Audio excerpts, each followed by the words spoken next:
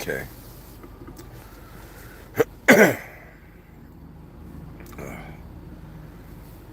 In the name of God, the most benevolent and the most merciful, in honor of the original unconditional moment that all conditional moments have arisen from and will return to, in the presence of the system admin of this existential system and the world host beyond the world room.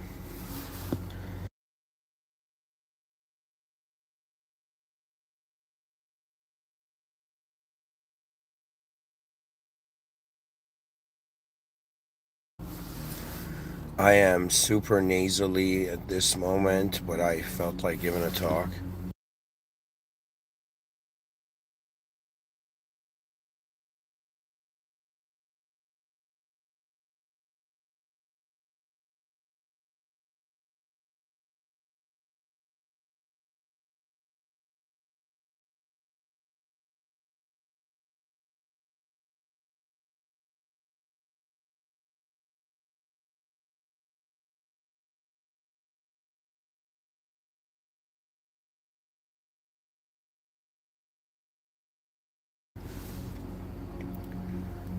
And in honor of all of humanity that is present,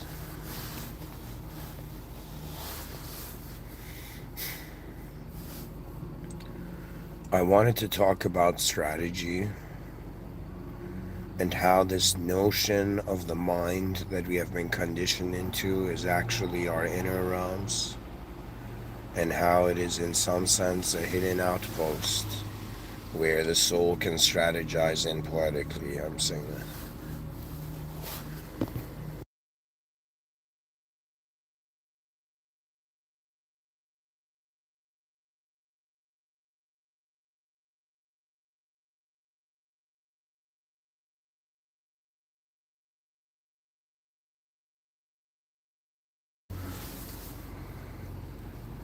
I remember hearing a very cool sentence.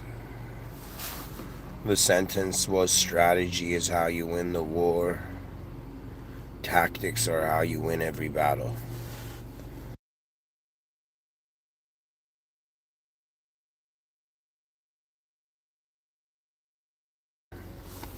And the question arises, why does the soul even need to strategize?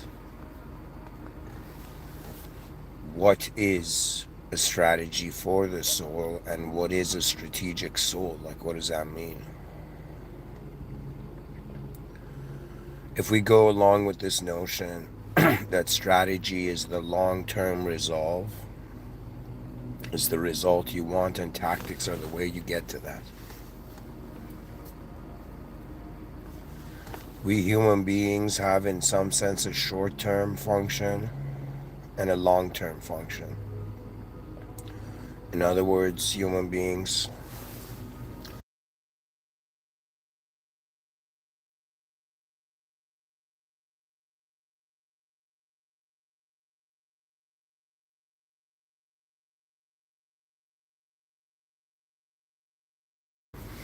we have a strategy for overall where we want to head in life, and we have a strategy of what we do about it every day. So think of it this way. Your life strategy is where you want to end up, and every day you wake up is like the tactic of getting you there. Every day, I'm not saying it's a battle, but it just fits the metaphor that if the war is the span of the whole life, then every day we're being tested in the battle of that day.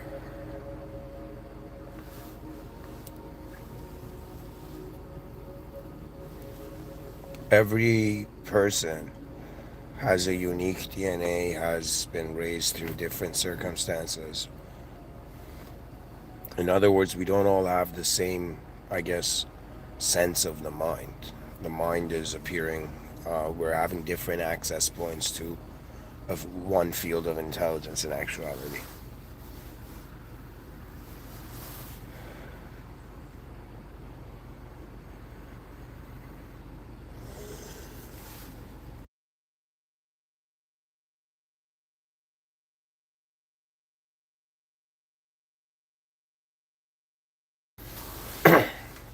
Now, when we think of strategy, the strategy has to be for a situation.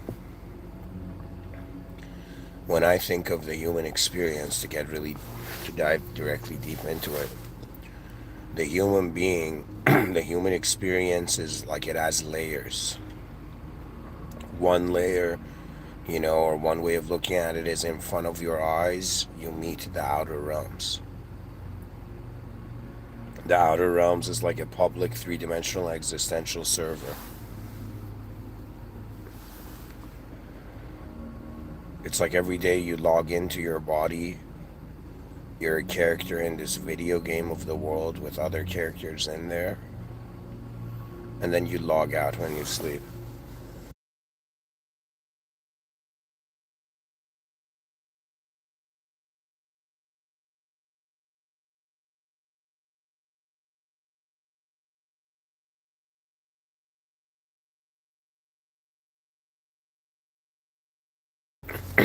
So think of it this way. There needs to be an outer realm strategy, there needs to be an inner realm strategy, there needs to be a strategy to the awareness of them both. So it's a matter of saying, like the old school times, they just simplified it to body, mind, soul. The body was an objective acknowledgement of reality, the mind was a subjective acknowledgement of reality, the soul was an acknowledgement of the awareness where they were both taking place. So it's kind of like you need a strategy for your body, you need a strategy for your mind, and a strategy for the soul. The strategy for the body is to some degree obvious. We, in some sense, need to be healthy, maintain health. And then, second thing is procreation. And third, let's say building things or inventing things. That's the thing about the body. That's like the strategy of the body. Strategy of the mind is very different because the body is like a conscious identification in a solid state.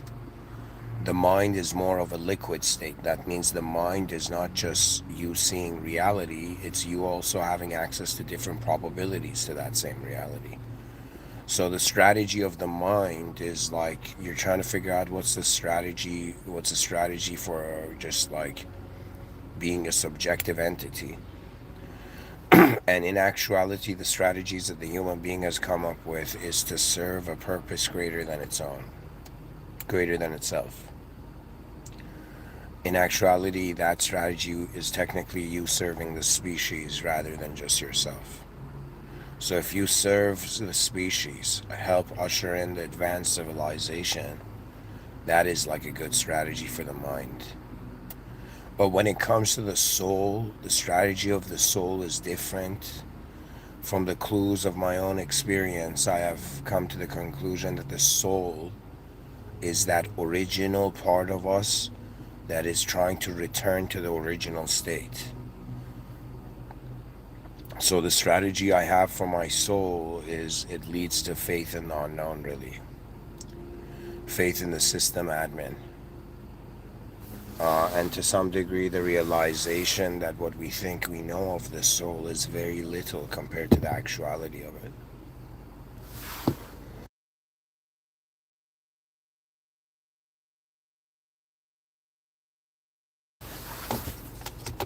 To me, it's kind of like, all right, what is this game of life? Be a physical entity in human history. All right, do you know serve the how far the vision of the species goes? All right, and then lastly, return as a simulated. Even though I'm experiencing a simulated reality, it is about everything is returning to the original state. So the strategy of the soul is in its conduct to reaching the system admin, which inevitably, whether in death or like after life or during life, the person notices it. For me personally, if this world was a simulation, I believe you need to find the world host. The world host is not limited to what is in the room, it is beyond the room.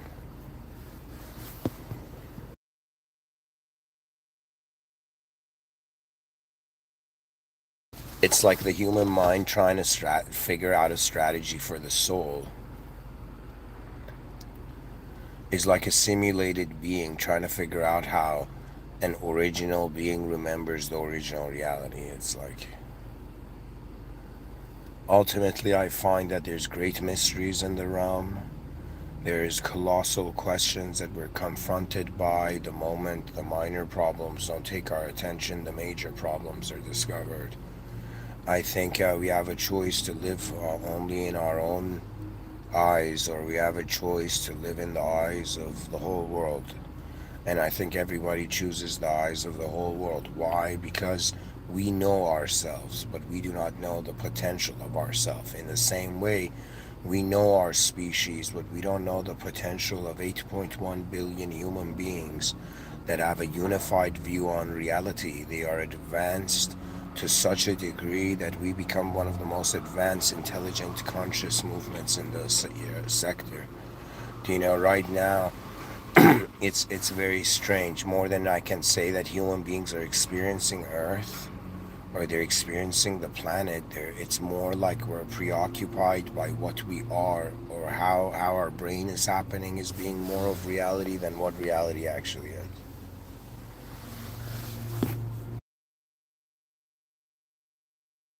Eventually, the human mind turns it into sectors. For me, it's like the sectors are different. Ultimately, it's like unknown and known. Okay, and then it's kind of like visible, invisible. Then it's original and simulated. Then in like in time, out of time. Like, isn't it fascinating that photons, like when you move at the speed of light, time stops, so photons are not experiencing time. They're not moving in time. Like, it's bizarre. Like the same photon that we see 13.8 billion years after the presumed Big Bang, that photon and the photon that reaches us, the original photon and the photon that reaches us, they're both outside, like they're beyond time.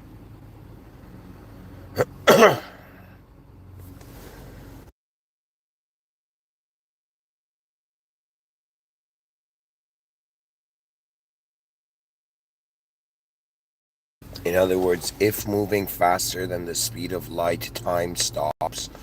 It's like they're saying space, which expands faster than light, is expanding in a timeless state, which is, I don't know how they even understand that. Hopefully, guys, I'll get into astrophysics and astronomy at some point. That's like on my bucket list.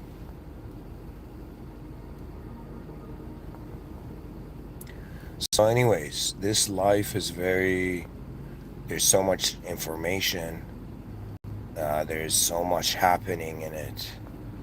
And there's moments that you might be so occupied, your attention is so busy being part of the world that you never wonder, okay, what world you're actually looking at.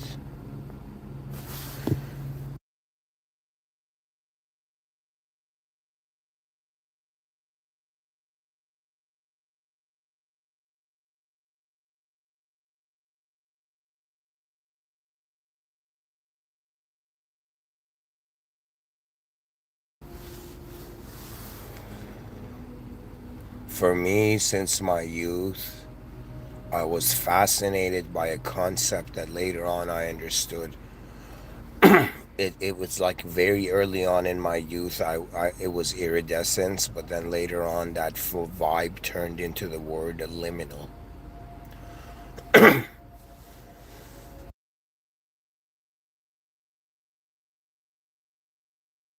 That means some souls on this planet are fascinated by the rare moments, by the uncommon moments.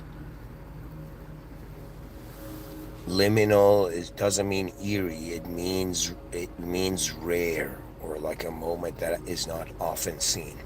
I don't know how to tell you. For me, I figured out civilization to some degree. If I was walking in a park and a bunch of extraterrestrials, like from the Andromeda galaxy, just landed, and they were like, "Yo, man, what's happening with your civilization?" I'll be like, "Okay."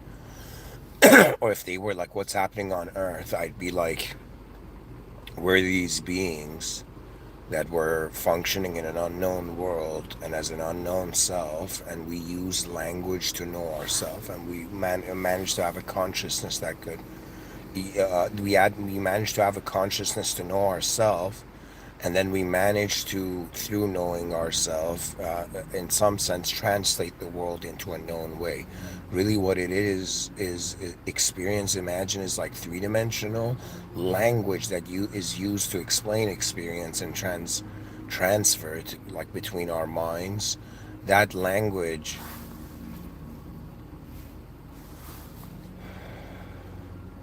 I don't know how to explain it. It's like two-dimensional. We're using an inferior technology to explain the superior technology, and we're wondering why we can't. It's hilarious. So you have these beings that suddenly noticed themselves and managed to symbolize themselves, and then started symbolizing everything. And ever since that, we've all been living and brought up in the linguistic simulation where the idea of ourself owns us more than the idea of ourself being noticed, that it's just a part of our moment. This world is dying for acknowledgement, not realizing everything has its own rhythm and it takes its own time. Without patience, one misses out on many treasures in this world.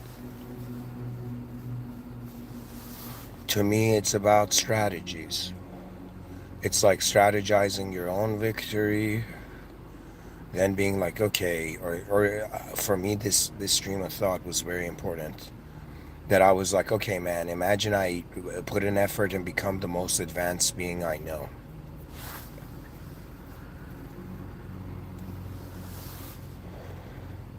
I still wouldn't know how advanced I am if I'm not in a world where everybody else is advanced and the world is advanced.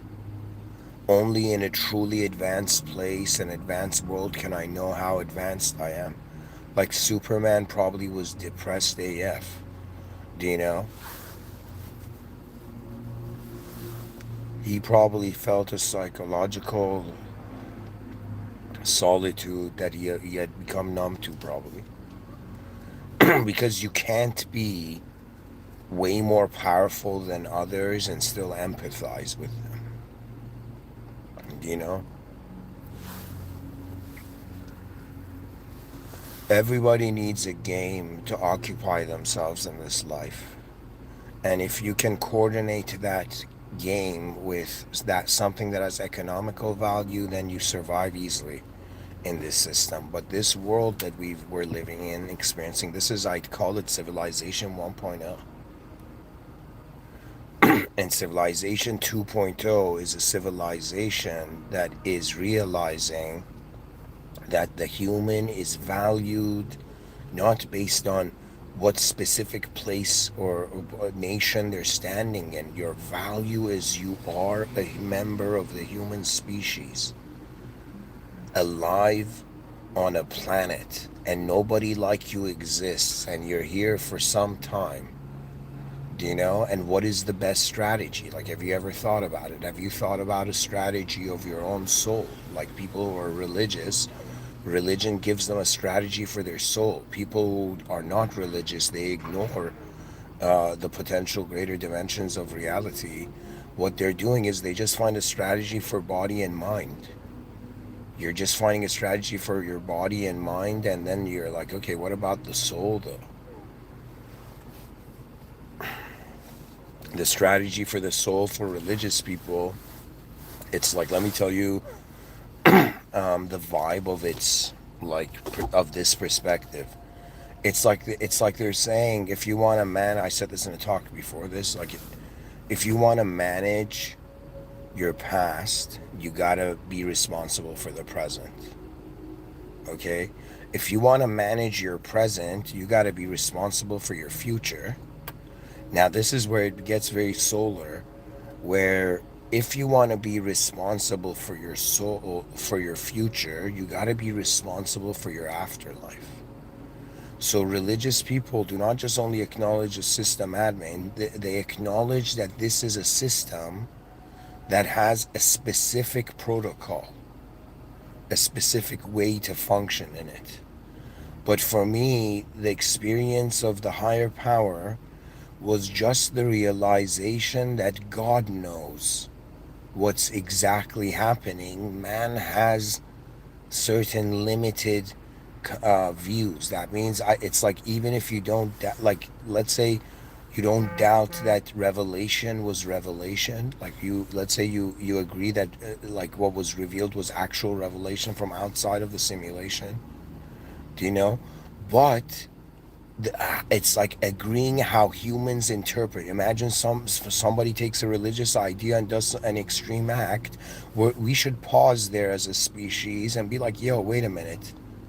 How was this person certain that they had interpreted the revelatory text properly?" And this is where it's important, where we divide human ego from identifying with divine ideology to use it as a sort of, shield, or, decoy to, like, to expand tyranny. Do you understand? Like, this world has a weird vibe to it, okay? Where truth is kind of hidden and what you see out in the open is simulated. And the nature of truly being able to think about reality means that you cannot ignore its esoteric dimensions. And so think of it this way: esoteric and exoteric are two words that are dual. Exoteric means surface, esoteric means inner, means the depth. Now, I don't want to get into weird occultism and all that. I believe magic and manipulation and ego worship of any sort ended when divinity and prophethood arose on this earth.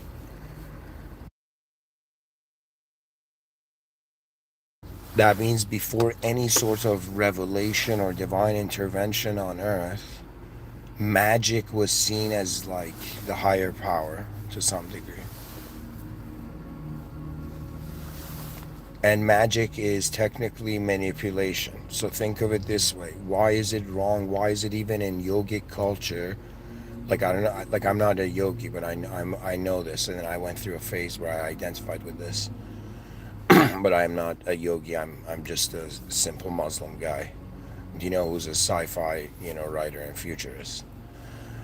But in yogic thought, in Vedic thought, they're like, all right, buddy, you're meditating to discover the true nature of reality. After some point of meditating, you do discover the nature of reality and you gain certain abilities. Now, they say you shouldn't use these abilities, but and you must kind of like realize it's natural power. Unnatural power is claimed by an ego.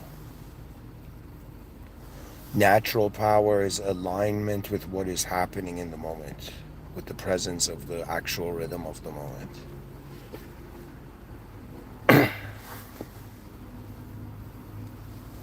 I have reached a point in my life, well, I'll say this, if there's people like regularly tuning in. When I get to lecture 2600, I've decided to take a time off to truly go and manage my outer realms. I've reached a point where I was hoping, you know, I still have faith, but I've reached a point where I need to retaliate to my outer realms. I have been neglecting it a little bit. So 2600 would be the next great break from these lectures. I'm going to focus on the writing and trying to get married, to be honest.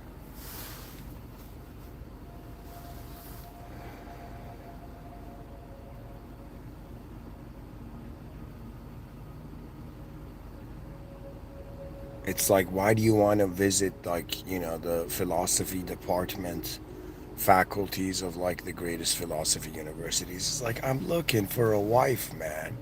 It's like, relax. Honestly, Every being has its own response to reality. The word responsibility is very close to the ability to respond to reality. Like, what is the difference between a 5-year-old kid and a 50-year-old, like, man? Right? The 5-year-old kid is aware of reality, but is not responsible for reality. It's not the child, maybe not even aware of certain realities. The 50-year-old man is aware of so many realities and is as trained in being responsible for them. You know, there was a point where I was like, yo, man, are they torturing the species with the like strange economical system they've made? And then I realized, no, it's every suffering is simultaneously training if you endure. And you never know. Do you know? Sometimes you see something, like, to me, from one angle. If you ask me, yo, man, have you been like one person experiencing life this whole time? I'll be like, yeah, sure. But I've also, in my inner realms, felt I've looked at life from so many different viewpoints. You don't understand. Like, one of the reasons I became religious was I reached this conclusion that I can have infinite viewpoints on the moment. There could be infinite viewpoints on the moment. How can I choose out of an infinite multiple choice? I realized eventually the human psyche is actually an intelligence that requires the acknowledgement of a higher agency. So people might not like religion because it's not culturally integrating to modern values. But at the same time, guys, you cannot ignore that this species and this planet and this, let's say, simulation of reality we're in has a specific way it's happened. Do you know what I mean? And it took me a while, but I finally figured it out. And I'm like, yo, man, all these people fighting over different views on life, how do we get them? Like, what's the solution? You don't understand. I'm one of those people who's been seeking about thinking, trying to find the most advanced state of being. Okay. And then I've been wondering about the most advanced state of human civilization, and that takes you to this view that if the species was united and their most advanced potential was activated, what would that look like, right?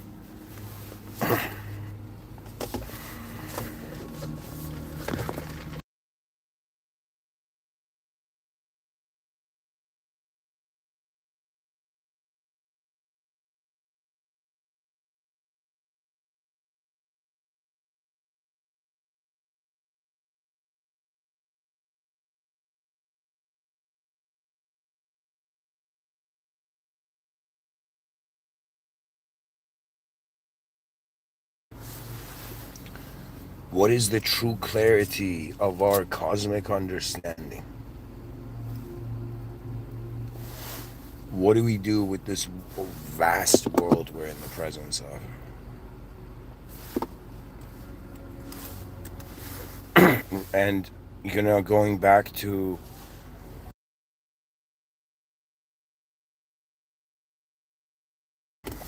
the notion of trying to figure out, like, imagine me trying to solve like a problem in my inner realm.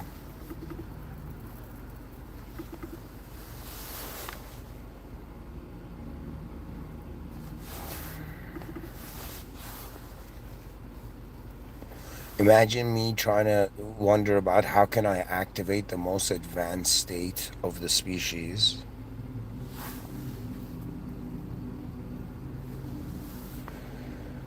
and realizing it would be the most advanced expression of a united species.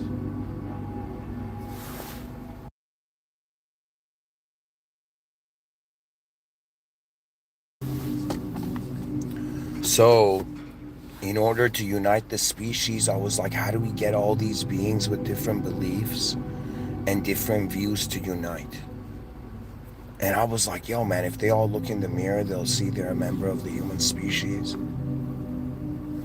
If they all realize, like, their knowledge is all different, but they can all realize it's an unknown place and we're unknown beings and we're just in a storytelling naming operation that's helpful right now for the species. But eventually I got the answer hilariously in a different way.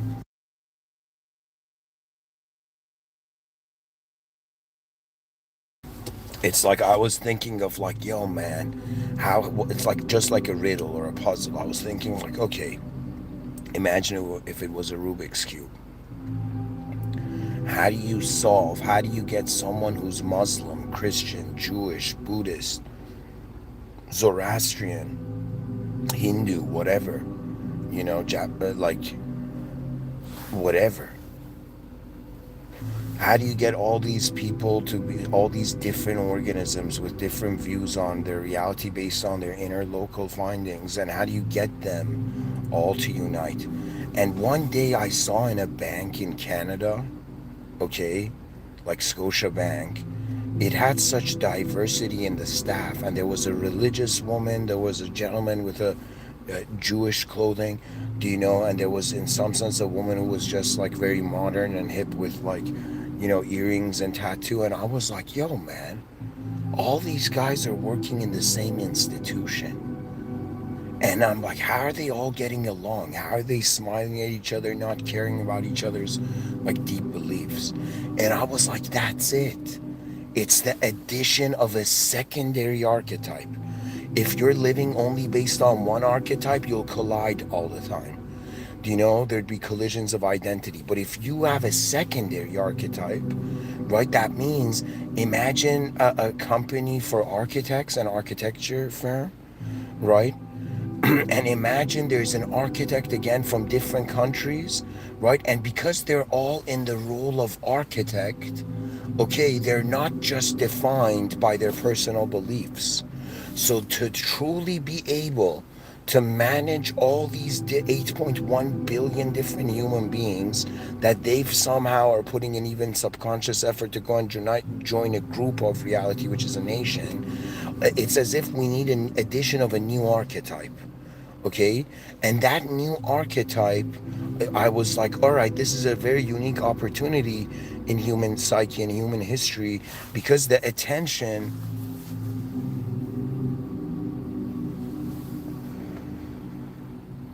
is going back to resetting the definition of the human. So we're alive at a moment in history where human beings are outgrowing their previous definitions and story of what all of this is. And there's stuff growing at different paces, like technology is evolving at a certain pace, human evolution is moving at a certain pace, people's psyche and the cultural, global cultural subconscious is moving in a certain way, the way information moves on the planet is shifting, the patience to even look at that information is shifting, and it's very funny. Do you know? Because it's like a civilization. We're in an information age with incredible, like, intellectual, let's say, horizons. But the future generations are like, yo, man, that doesn't feel right. And they're just focused on the direct experience of life. And I find this very fascinating, because they're saying the future generations, like a majority of them, can't read. And I'm like, what the F kind of garbage teachers have there been? Do you know? And I'm sorry to say that, but when I've talked about the educational curriculums, educational system in the future, I've said it, right? Children by middle school have in next level medical and scientific knowledge on reality of physics and medicine. They will incredibly learn it by middle school. By high school, they would, in some sense, have, how do I say it, have enough knowledge, right, given to them to, in some sense, be a politician, a lawyer, and sort. They would be incredible strategists in the future. I'm a futurist. What does that mean? That means I sometimes in my inner realms I see probabilities to the very far future. And in the very far future, they don't have teacher, student. Oh, a teacher comes and says, yeah, this is what everything is, student. The student's like, all right, man, I don't care, but I kind of do. You know, and so it's this weird thing right now where this teacher student archetype is weird. And I'm telling you, in the future, it's going to be where every person is going to be just an explorer of the human species, and the educational system would have a rank. Someone who completes grade 1, they would be given a medal with a rank 1 on it. Do you know some professor who's been teaching and who's like legit been getting next level, like countless PhDs or something? They would have some next level rank. They would have legit medals for it, and they wouldn't be like, this dude's a teacher. No, this soul is an explorer of humanity. In the same way, our bodies as hunter gatherers went and got stuff, discovered stuff about reality and brought it back to the tribe. Now all of our souls are exploring the true nature of the world, and through the process of mind, bringing our findings back to humanity. So to me, this is like, yeah, this is a podcast, but it's also like I'm reporting back to the species, to the advanced humanity that can care.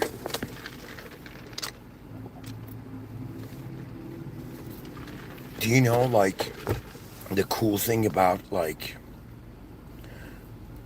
excuse me, from one angle, I'm the first of my lineage and ancestry, my whole lineage, to enter cyberspace and just exist in cyberspace. Share, like, what was going on now in cyberspace. And just like my ancestors, I have a lifespan, and it will end at some point.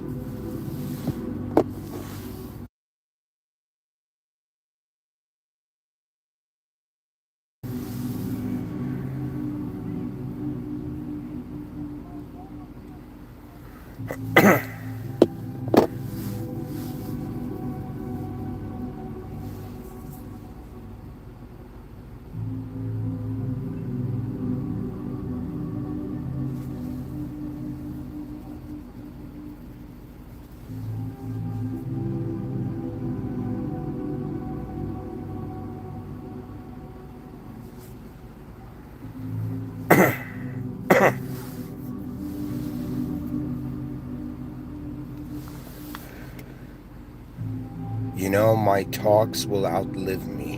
And sometimes it's weird. I don't know how I know this. When I give these talks, in my inner realms, I could feel in what sort of states and what sort of people in the future will hear them. I don't know how I know this.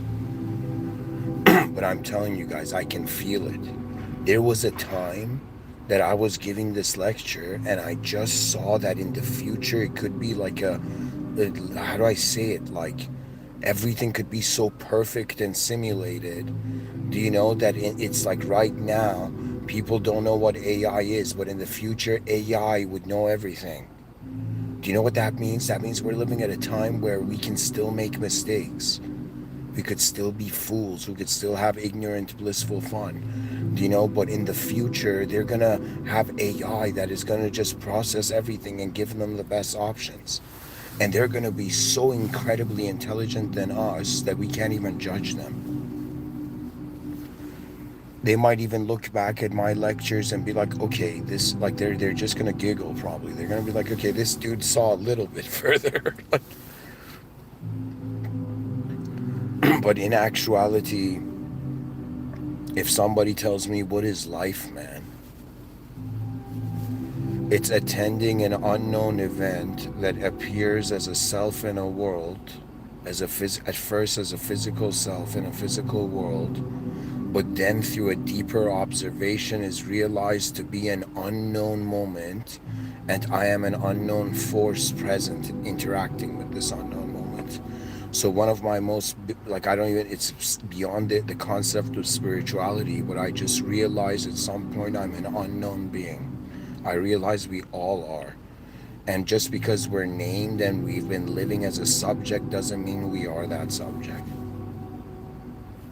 Now, what do we do in a civilization where everything's based on a person's identity and they go through educational institutions? Why? To also attain collective status, right?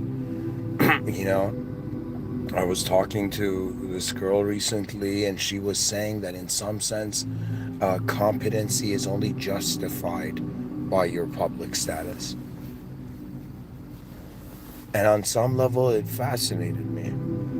That means how many great ideas are never seen by the species because they don't fit the emotional range.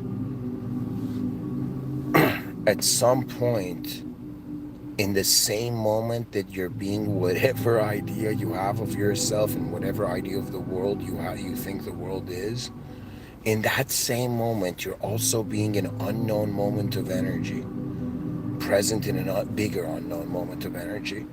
And it's like an unknown life force is moving an unknown life form, but that unknown life form, because it can be consciously viewed, has been translated into a known subjective form, and you're living as an idea. So if I ask you who you are, you have an answer for that, you know. But I'm telling you, when you look at everything, there's way more unknown than known. All these people fighting over, like the theist and atheist fighting over, yo man, this is what truth is, you know. Like the atheist is like, buddy, that's fiction, man. And the theist, if the theists don't say this usually, but if I was in the theist situation, I would say, buddy, the idea of yourself that's denying the idea of God is also fiction. Meaning arises from within us, and we are the awareness of the whole moment, and the elements within the moment we can choose to specifically identify. The issue is, if you limit the moment to just one view, it's not the whole moment. You got to realize that. For me, it's like I have a completely different relationship with my desires. you know for me, like, desires meant something else when I was like, wait a minute, how many dimensions do I want to see to the world? What sort of depth to the world do I want to like live in? Okay, what sort of depths do I want to see to the world? And it's kind of like existence is imagination that I didn't have to imagine. It's meaning that's just there before I generate it. So it's like I'm this being, this unknown being in a moment where physical existence is like content that I didn't generate, I'm in. But at the same time, I can generate another layer of content, overlay it on this content that I didn't imagine, which is existence. And my experience of, I can experientially overlay subjects on an object, and that's what we've done. This is why, if I was to explain to you where I am, I don't say I'm in a giant object. No, I'll say I'm in a car. Do you know? It's like we've linked those letters to that word, and a sort of meaning to that word, and that word to that object, and we all know it. So when you really look at it, it's like this process of creating subjective clones of objects in a peculiar way, and every language has done it itself. But I'm telling you, we're also reaching that point where it's so freaking funny. Like, if a lot of the great sociologists of the past were like born again or something, or they could be here and see this, they'd all laugh. That all the nations, all the cultures have a value, but not just to themselves. They are like different parts of a brain. Do you understand? That means it's not like, yo, Japanese people are only, their behavior only has value in Japan, and it's like Iranian people only, their behavior has value in Iran, or American people only, their behavior has value in America. Like, it doesn't matter, yo.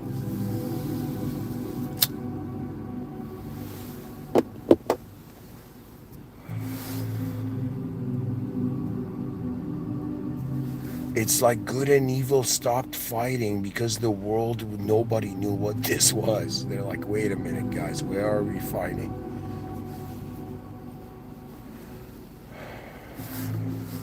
This song is so peaceful at the same time, I gotta change it.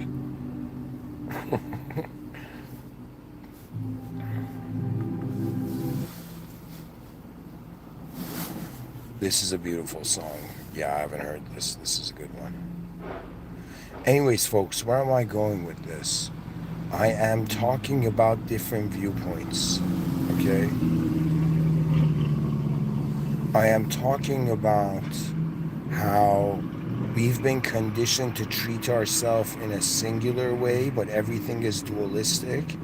If we go based on a dualistic fascination of what is a dualistic life for the human being, I am someone who can give you an explanation that there has been a you that has been living behind your eyes and has been witnessing every thought you've had before identifying or expressing as it. And there is a you that is objective. In other words, who are we kidding? Do you know, if you've been aware of more than one thought at the same time, you can't be a thought. If you're aware of more than one moment at the same time, you're not just a moment. But we find ourselves, when we log into the day in the conscious waking state, waking state, like, just take this in, guys. It's double-edged. What does that mean? From one angle, we're experiencing existence. From another angle, experience is existing. So one angle, you're looking at it from experience first. Experience is looking at existence. The other angle is existence is looking at experience. Okay, so we find ourselves in the moment, in the present. Okay, so it's like in the same moment. Like, here's another way of saying, like, what's happening in the moment. Okay, there is a whole moment of awareness. So imagine consciousness is like a candle, like it's the light of a candle. It has a sort of range of luminosity. Okay, there's a unit for it, maybe in science, called in the scientific fields, called candela, maybe. But anyways, the whole point of it is that it has a sort of range of luminosity. In the same way, when we wake up in the morning, we are found in a certain range of awareness, and we find our body within the whole moment of awareness that we're aware of. Visually, physically, with our eyes in front of us, we see 180.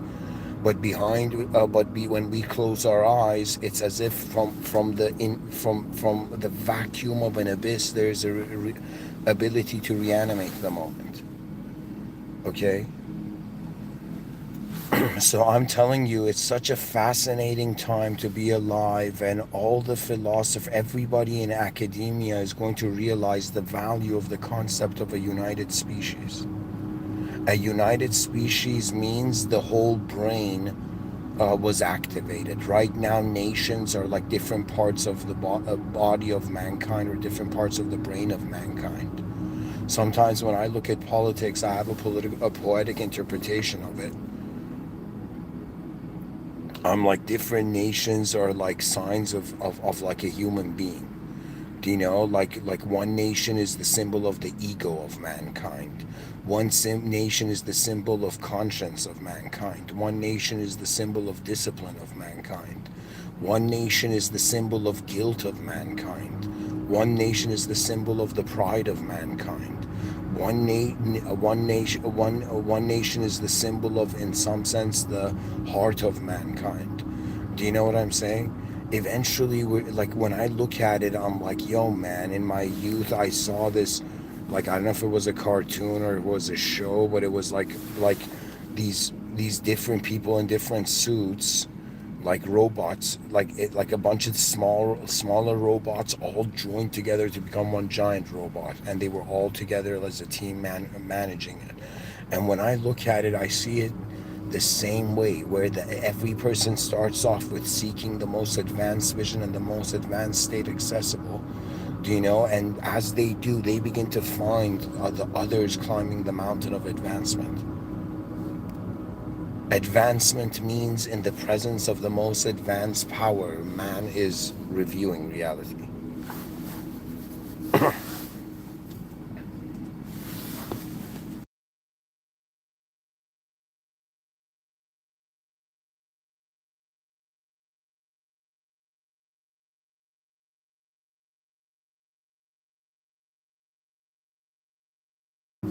You know, Lao Tzu had this quote where he said, once the leader's task is done, the people will say we did it ourselves.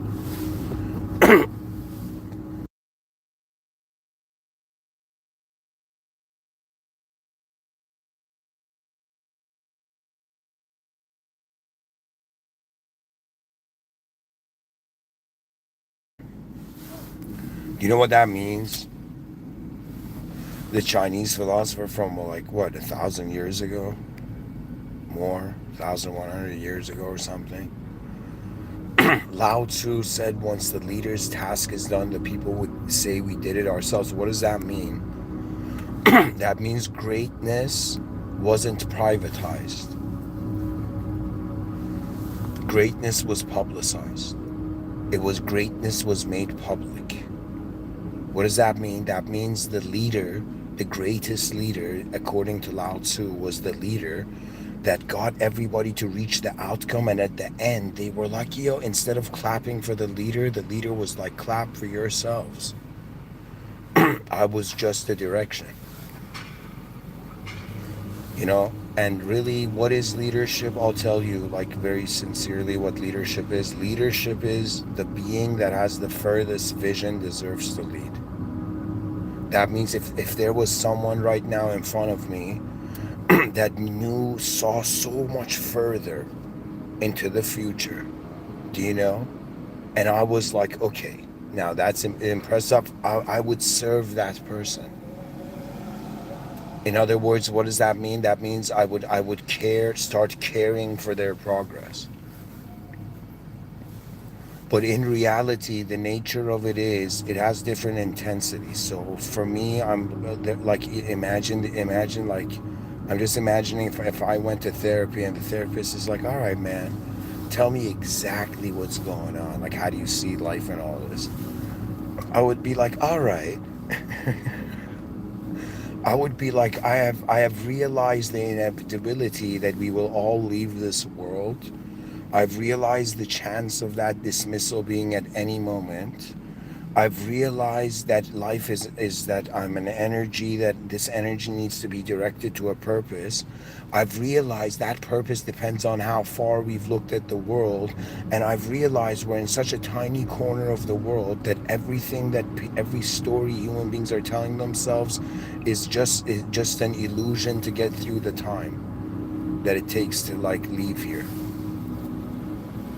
And then the therapist would be probably at that point, take off his glasses and be, and in some sense, I guess start asking questions from me, but I don't know. I'm kidding, guys. I'm kidding. The ego is just conditional at some point. You realize what is unconditional is our deepest connection is how we're connected to the presence of it all. We are in the view of the higher power.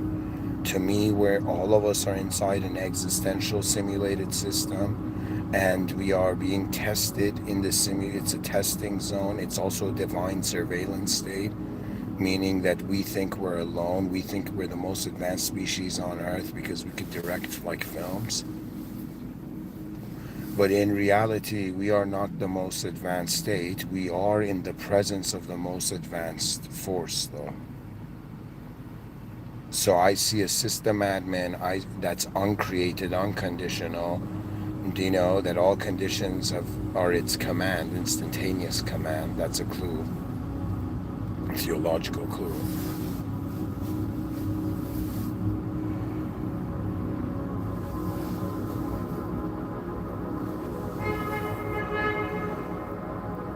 And it's all honestly about the depths of the actuality of it unlocking. At some point, the meaning of life, they're like, what's the greatest strategy? It's like, buddy, in a simulated realm, we're trying to find the original moment, the original self, the original earth, the original world, the original being. The original being is unconditional. We're conditional. There's mods. They're conditional as well. What does that mean? They're created. We as users in the simulated system are also created. The mods we cannot see, but the mods have authorization over certain sectors of the realm. Now, there is a mod that is anti-human. Okay, it's an anti-human force. It's the antithesis to the human thesis. Do you know? And life of Earth is like the synthesis. Theologically, through a theological lens, I guess. So where I'm going with this is I'm saying we as users are being tested Think of it this way: we as unknown original commands of the system admin have arose as simulated users. Now there is simulated mods, but there is only an original unconditional system admin. Now Islam, for example, tells you directly go to the original system admin, bypass all mods. Nothing is worth worshipping other than that ultimate truth beyond all conditions of manifestation. Right? So Islam is saying that truth is outside of the box, but Christianity is saying truth manifested as a specific human in the box. It's not that there's right or wrong. Christianity is right from the perspective of God, in the sense that God can do anything it wants, can manifest in anywhere. But from the perspective of humans, do you know what is inside the conditional box cannot equate the unconditional that is outside of it. We are not God. We are in the presence of God. There's a difference. This is why I'm not a yogi. This is why the closest human cultural reference to the true geometry that I perceive about reality is Islam. I believe there's a system admin. It's like, let me tell you how it is. It's like suddenly realizing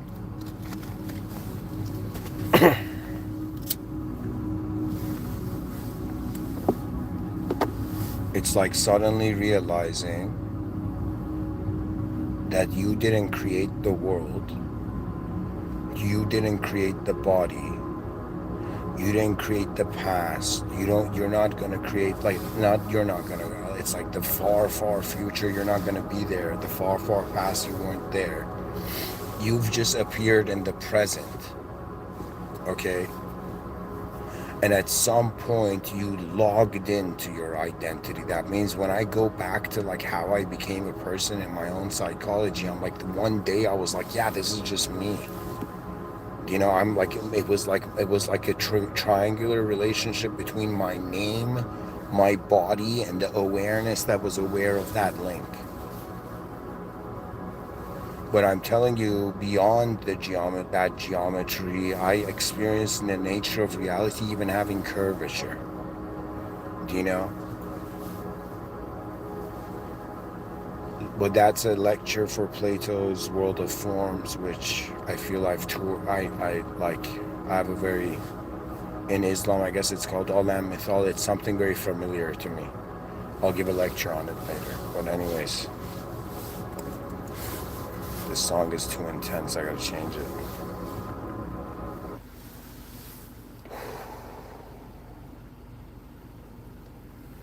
Anyways, folks, we don't know. None of us know really how known this unknown can be. We know that the human position is limited, though. There's so many ways to look at life. There's so many ways to extract value. There's 3 states that technically you can identify. You can identify as a solid, specific thing, physical thing. You can identify as a, liquid subjective state, or you can identify like super hyper spiritual, let's say, as a sort of gas identity, where it's like you are not you. You are the presence of the moment happening, and then your consciousness as it is attending the moment can choose to identify with the content within the whole moment, or choose to realize the whole moment is there as the unknown, just like the beginning. That means the background of logging into the conscious waking state is the unknown presence of the moment. Humanity should not fear the unknown. To consciously march into the unknown as a species is a spectacular and remarkable task of species. It's as if humanity, it has this potential ability to glow, but it needs to earn its glow. And it happens by realizing the original power source. That means I'm this dude who wants to build an advanced civilization. I'm like, okay, we need an advanced power. What is that advanced power? That advanced power, I searched and I realized it is the original unconditional being. The most advanced state is beyond all the conditions. So in other words, in my view, I honor the system admin. I honor the original unconditional moment that all conditional moments have arisen from and will return to. It is a matter of like, okay, the system admin has created users, is testing those users. It means that the users can have an ultimate performance play. Do you understand what I'm saying? The advanced potential of man is there for a reason. There's a reason we can visualize flying cars, but they don't exist yet. There's a reason we can envision the Mr. Within strategy of Civilization 2.0 sky cities, even though they don't exist yet. The mind is telling you the future. This is a potential activation of intelligence towards the future. I am telling you, the mysteries of reality surpass the human idea, and then you look at your desires and be like, whoa. It's like at some point you realize nobody has missed out on life because life is so vast that everybody's technically missing out on what it actually is. Again, going back to the thing of all these people being like, prove to me that your truth is true. I'm like, buddy, we're in a tiny corner of the observable universe, and the observable universe is a tiny corner of the unobservable. Like, what value does any proof have? We just have to use language to organize humanity to in some sense, become more responsible. Just like a child growing up, like, what is maturity compared to immaturity? It's responsibility. And when you're responsible through a role and archetype, you have courage that it arises from that archetype. You might not believe it, but it's like that. Even though the best definition of courage I found was from this show called Shingeki no Kyojin, where there was a scene in, I think, season 2, where this character named Armin Artlet or something, I think it was that, right? And this character, like, he's like one of the smartest characters in the show, but he is like, he's afraid. He has fear because of his overthinking, right? And there comes a moment where he finds this ingenious strategy to defeat their enemy, and his friend's like, are you sure about this? And he looks at his friend and he says, for the first time in my life, I feel here, look at, like, pay attention to this sentence. He says, for the first time in my life, I feel courage flowing through me. That means he became fully responsible for his destiny and reality.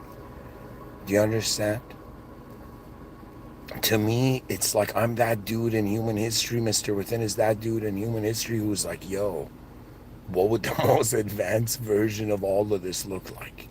And I'm fascinated by that. Do you understand? Like, I'm just fascinated by how all of us are acting like we know what's going on, but it's just language disguising the actual mystery. Anyways, folks, thank you for listening. If you have views, and either antithesis or whatever views you have, share in the comment section. We're alive once. These moments happen once, and on some level, the depth of vision is the whole point of it is the great synthesis of mankind. That means all of us realize that we are actually indirectly living for the human odyssey, the human legacy. There's an incredible honor in that. Anyways, thank you for listening. In the name of God, the most benevolent, the most merciful, and the most advanced. In honor of the one and only system admin beyond this existential simulated system. May God bless humanity. Because honestly, guys, why would something be created, given a preview of its greatness in its mind, and not have that greatness activate? To me, I think the greatest performance of the species is about to happen. The arrival of the united species. You don't understand how huge that is. Anyways, thank you for listening. God bless.